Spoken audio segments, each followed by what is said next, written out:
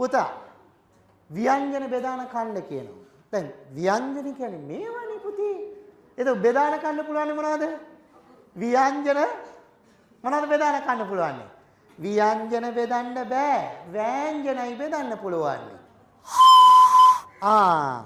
අයි මේ එන දැන් අපේ මේ කටින් එනවනේ. මේ කටින් එන අහගන්න. වායු ධාරාව අපි අරහෙට මෙහෙට બ્લોක් කරලා තමයි ශබ්දේ නිස්පාදනය කරගන්නේ. ඇත්තටම දිව කොහෙද තියෙන්නේ? දිව කොහෙද තියෙන්නේ? කටේ. යකෝ කටේ තමයි දිව තියෙන්නේ. අය බඩේ දිව මේ කමාර කතාවනේ කියන්නේ. කටේ තියෙනවා කියලා මම දන්නවා. මං අහන්නේ දිව කොහෙද? මාරු යක්කෝ මට අහුවෙලා ඉන්නේ.